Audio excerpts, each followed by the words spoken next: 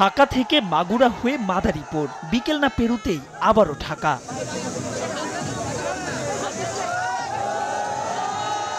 হই হুল্লোড়, ছোটাছুটি, আয়োজকদের চরম অব্যবস্থাপনা। তবুও সাকিব ছুটছেন, পেছনে ক্যামেরার লেন্স। দেখে মনে হচ্ছে ক্লান্ত, রোদে একটু পুড়ে গেছি। আমেরিকা যে একটু ফর্সা হয়েছিলাম, তো এসেই 43-44 ডিগ্রি ইসের ভেতরে খেলতে যে একটু পুড়ে গেছি। ক্লান্তি নাকি ছয় না তাকে, তবুও তীব্র দাবদাহে সাকিব খেলছেন ডিপিএল টি-20 বিশ্বকাপের বছর, তাও ওয়ানডে ফরম্যাটের। সাকিবের মতে পরিকল্পনায় যেন গোড়াতেই গলদ। আমার কাছে মনে হয়েছে যে সুপার লিগটা যদি আমাদের টি-20 ফরম্যাটে হতো, এটা আমাদের দেশের ক্রিকেটের জন্য ভালো হতো। অ্যাট দি সেম টাইম প্লেয়ারদের দিকটা একটু যদি কেউ চিন্তা করতো, তাহলে আমার মনে হয় খুবই ভালো হতো। আমার মনে হয় খুবই অমানবিক এরকম একটা পরিবেশে সারাটা দিন আমাদেরকে রোদের ভেতরে খেলানো। এই জায়গাটাতে আমার মনে হয় অনেক ভালো একটা দায়িত্ব নেওয়া যেত।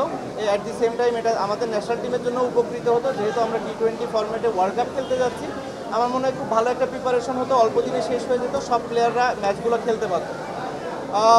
যে কোনো কারণেই হোক করেনি, বাট আমার কাছে মনে হয় এই চিন্তাগুলোই আসলে আমাদেরকে আরো সামনের দিকে এগিয়ে নিয়ে যেতে পারে। বিশ্বকাপের ঠিক আগে জিম্বাবুয়ে সিরিজ, 20 দলের যে আসরে জায়গা হয়নি আফ্রিকার দেশটির। এরপর আমেরিকার বিপক্ষে 3 ম্যাচের টি-20, এমন দলের বিপক্ষে সিরিজ খেলে কতটুকু হবে বিশ্বকাপের প্রস্তুতি? জিম্বাবুয়ে ইউএস এর সাথে খেলা বিবেচনা করে আমি যদি ওয়ার্ল্ড কাপ চিন্তা করি, আমার কাছে মনে হয় খুবই ভুল হবে।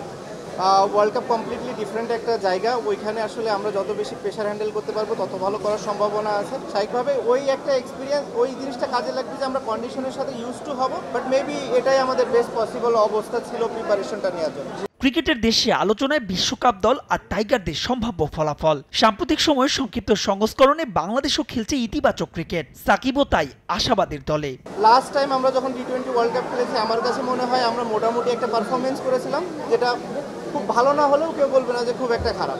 আমি আশা করব যে ওই জায়গাটা যদি আমাদের বেঞ্চমার্কে শুরু হয়, এই টুর্নামেন্টটা হবে, এই ওয়ার্ল্ড কাপ টুর্নামেন্টটা হবে আমাদের সেটা ছাড়িয়ে যাবে। সেটা যদি যেতে হয়, অবশ্যই আমাদের ফার্স্ট রাউন্ডে 3টা ম্যাচ জিততে হবে। সেটা যদি আমরা করতে পারি, আমার কাছে মনে হয় মোটামুটি একটা ভালো অ্যাচিভমেন্ট। অ্যান্ড দেন ওইখান থেকে আমরা যদি পরবর্তীতে চিন্তা করি, আমার মনে হয় 22 গজকে গুড বাই না বললেও ব্যবসার সঙ্গে জড়াচ্ছেন ক্রিকেটাররা, যার সবশেষ নামটা পেসার রুবেল হোসেন। এদিন তার মোটরসাইকেলের শোরুম উদ্বোধনী অনুষ্ঠানে সাকিব ছাড়াও উপস্থিত ছিলেন সোহান, সাব্বির, হাসান মাহমুদ আর কোচ মোহাম্মদ সালাউদ্দিন। মাহবুব রেমন, সময় সংবাদ, ঢাকা।